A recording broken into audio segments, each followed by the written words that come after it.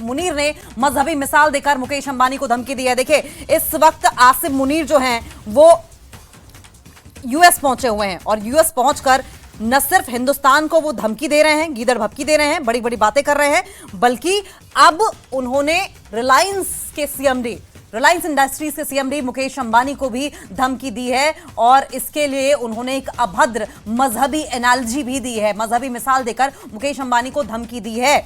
पाकिस्तान के आसिम मुनीर को इन्होंने सिर्फ हिंदुस्तान को लेकर गलत टिप्पणी की। इससे पहले आपको यह भी बता दें कि हिंदुस्तान को लेकर उन्होंने क्या कुछ कहा है और उसके बाद आप देख सुनिए कि क्या उन्होंने रिलायंस इंडस्ट्रीज के सीएमडी मुकेश अंबानी के लिए कहा। देखिए, सबसे बड़ी बात तो यह है कि एक उद्योगपति को इस तरीके से टारगेट करना क्या शोभा देता है और जिस तरीके की भाषा उन्होंने रिलायंस इंडस्ट्रीज के सीएमडी मुकेश अंबानी के लिए इस्तेमाल की है, इससे ये साफ हो जाता है और इंटरनेशनल कम्युनिटी को भी साफ हो जाना चाहिए कि किस तरह की मंशा, किस तरह की सोच आसिम मुनीर रखते हैं। इससे पहले उन्होंने भारत को मर्सिडीज बेंज से कंपेयर कर दिया था और खुद को ट्रक से कंपेयर कर दिया था और कहा था कि अगर मर्सिडीज बेंज जो है वो ट्रक से आकर टकराएगी तो क्या हाल होगा। उनकी एनालॉजीज अगर समझिए, उनके बेवकूफाना बयान समझिए और अगर आप ये समझें कि जिस तरीके से रिलायंस इंडस्ट्रीज के सीएमडी मुकेश अंबानी को उन्होंने टारगेट किया है, उनकी मंशा क्या है, उनकी मंशा के पीछे मकसद क्या है और किस तरीके से एक उद्योगपति को वो टारगेट कर रहे हैं। अब सवाल ये भी है कि ये जब अमेरिका में बैठे हैं तब ऐसी बातें कर रहे हैं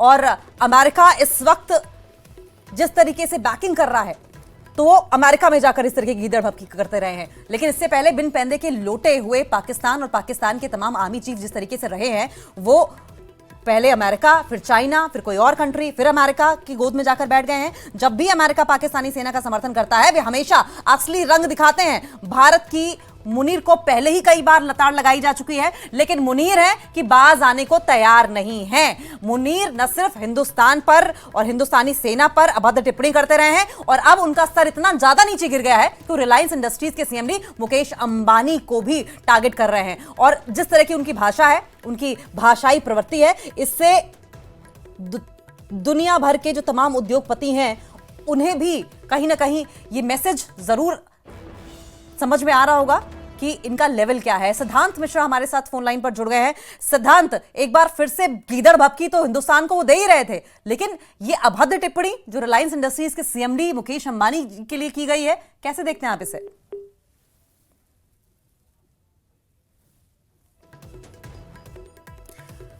तो सिद्धांत को जोड़ेंगे, लेकिन अमेरिका के दौरे पर गए पाकिस्तानी सेना के प्रमुख आसिम मुनीर ने भारत को लेकर अनाप शनाप बातें की थी। उन्होंने परमाणु युद्ध की गीदड़ भभकी भी दी थी और इसे लेकर भारत ने उन्हें जमकर लताड़ भी लगाई है। भारत ने अमेरिका का नाम लेकर उन्हें खूब खरी खोटी सुनाई है। अमेरिका की गोद में बैठे आसिम मुनीर ने अब रिलायंस इंडस्ट्रीज के सीएमडी को धमकी दी है। सवाल यह है कि किसी उद्योगपति का किसी आर्मी चीफ से क्या लेना देना।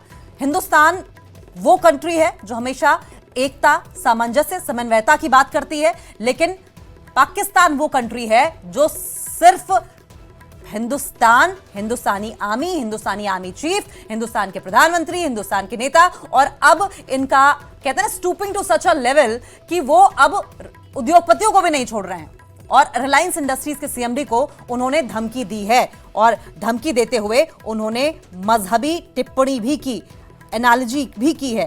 तो ये बड़ी खबर सामने आ रही है और देखिए किस तरीके से इस पर गौर करना चाहिए भी सारी दुनिया को, क्योंकि ये सिर्फ एक देश के लिए नहीं है, ये सिर्फ एक उद्योगपति के लिए नहीं है। धीरे धीरे करके अगर यही हाल रहा तो पाकिस्तान की बेलगाम जबान और पाकिस्तानी आर्मी आसिम मुनीर की बेलगाम जबान है जो वो अमेरिका के बूते किसी को भी कुछ भी कहेंगे, किसी को भी गीदड़ भभकी देंगे, किसी को भी धमकी देते हुए नजर आएंगे। फिलहाल रिलायंस इंडस्ट्रीज के सीएमडी मुकेश अंबानी को उन्होंने धमकी दी है। भगवान जाने आगे और किसको टारगेट किया जाए इस तरीके से। सवाल यह भी है कि गीदड़ भभकी परमाणु हमले की दी जा रही है, क्या इस तरह का देश काबिल है कि वो न्यूक्लियर पावर को होल्ड कर सके? ये तमाम सवालात हैं जो इस वक्त उठते हुए दिखाई दे रहे हैं। देखिए, सबसे बड़ी बात तो यह है कि ये ऐसा देश है जिसको अपने किए पर किसी भी तरह की शर्मिंदगी नहीं होती। आसिम मुनीर वो शख्स हैं जो हमेशा तबाही बर्बादी की बातचीत करते रहे हैं और अब तो सवाल वही उठ रहा है कि आपने देश चलिए छोड़ दे, आर्मी चलिए छोड़ दे, सरहदें चलिए छोड़ दिए, अब आपने आम लोगों को और साथ साथ उद्योगपतियों को भी टारगेट करना शुरू कर दिया है। इसके पीछे मंशा क्या है, मकसद क्या है, क्या उकसावे की कार्रवाई है? ये धमकी कितनी काम आने वाली है और इस धमकी से क्या मैसेज देने की कोशिश कर रहे हैं। क्योंकि अगर आप रक्षा मंत्री को देखते, आप हिंदुस्तान के आर्मी चीफ को देते या प्रधानमंत्री को देते, जो कि आपकी फितरत में रहा है, लेकिन आप इस तरीके से किसी उद्योगपति को धमकी देकर क्या साबित करना चाह रहे हैं। लेकिन आपको बताएं कि हिंदुस्तान की ओर से अपना स्टैंड बहुत ही क्लियर कर दिया गया है और हमेशा से क्लियर किया गया है, और हिंदुस्तान ने साफ कर दिया है कि इस तरह की जो धमकियां हैं, इस तरह के जो ब्लैकमेल हैं, हम इस पर स्टैंड नहीं लेने वाले हैं, इस पर हम डरने वाले नहीं हैं। हिंदुस्तान की सेफ्टी के लिए, हिंदुस्तान की सिक्योरिटी के लिए जो भी नेसेसरी स्टेप्स होंगे, जो भी जरूरी कदम होंगे, वो उठाए जाएंगे। और इसको लेकर हिंदुस्तान ने अपना रुख साफ किया है। तो ये बड़ी खबर सामने आ रही है। आसिम मुनीर, जो कि पाकिस्तानी सेना के आर्मी चीफ हैं, इस वक्त अमेरिका की गोद में बैठे हैं। उन्होंने रिलायंस इंडस्ट्रीज के सीएमडी मुकेश अंबानी को धमकी दी है।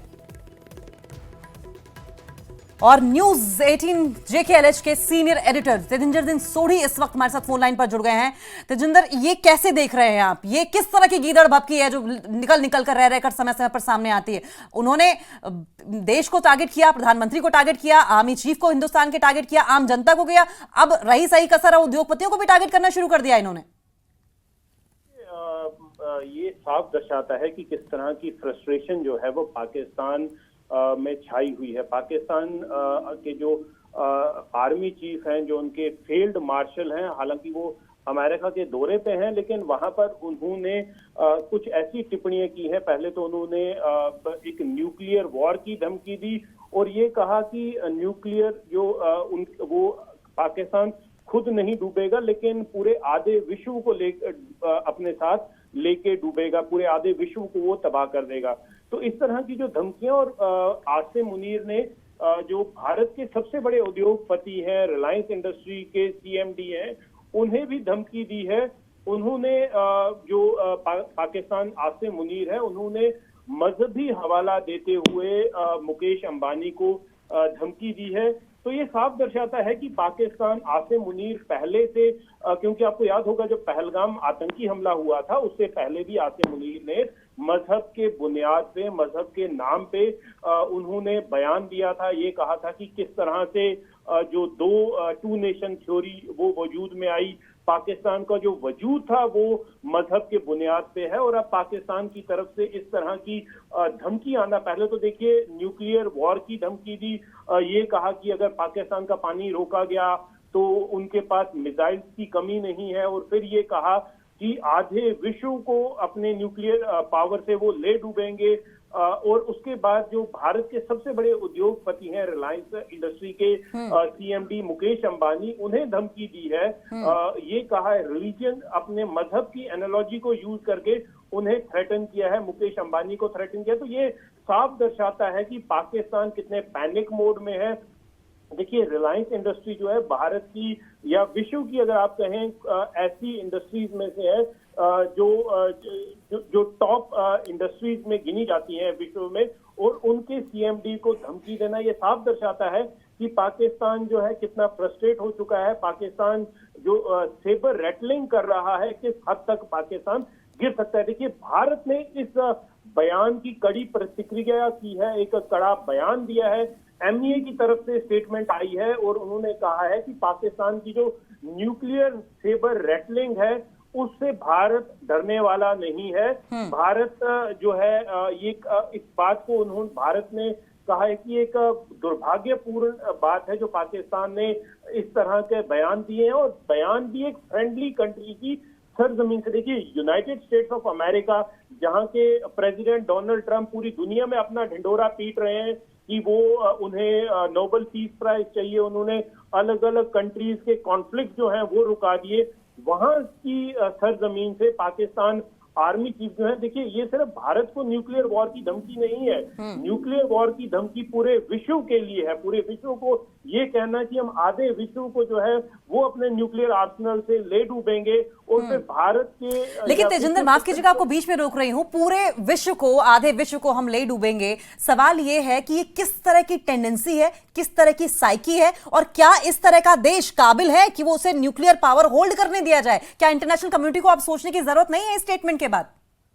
देखिए, पाकिस्तान जो है वो पूरे दुनिया को पता है कि एक आतंकी मुल्क है। पूरे विश्व में आतंक, अगर कहीं पर आतंकी घटना होती है तो उसके कहीं ना कहीं डायरेक्ट और इनडायरेक्ट तार जो हैं वो पाकिस्तान के साथ जुड़े होते हैं। जब पाकिस्तानी आर्मी चीफ इस तरह का बयान देते हैं और वो भी अमेरिका जैसी कंट्री जो दुनिया की सबसे पुरानी डेमोक्रेसी है, जहां पर वहां से बयान देना कि वो आधे विश्व को अपने न्यूक्लियर आर्सन के साथ ले डूबेंगे, तो ये पूरी दुनिया के लिए एक मैसेज है। पूरी दुनिया को ये समझ लेना चाहिए कि पाकिस्तान के पास जो उनका न्यूक्लियर आर्सनल है वो पूरे विश्व के लिए खतरा है, ना सिर्फ भारत के लिए। और अगर आपको याद होगा, इस बात का प्रमाण कुछ देर पहले जो भारत के रक्षा मंत्री हैं राजनाथ सिंह, उन्होंने भी एक बार स्टेटमेंट दी थी कि पाकिस्तान के पास जितना भी न्यूक्लियर आर्सनल है वो कभी भी ऐसे लोगों के हाथ में पड़ सकता है जो उसका उपयोग जो है वो दुनिया की अलग अलग कंट्रीज पे कर सकते हैं। पाकिस्तान का न्यूक्लियर आर्सनल जो है वो वहां पर सेफ नहीं है। तो इंटरनेशनल बॉडीज को इसका संज्ञान लेना चाहिए और पाकिस्तान का जो उनसे न्यूक्लियर हथियार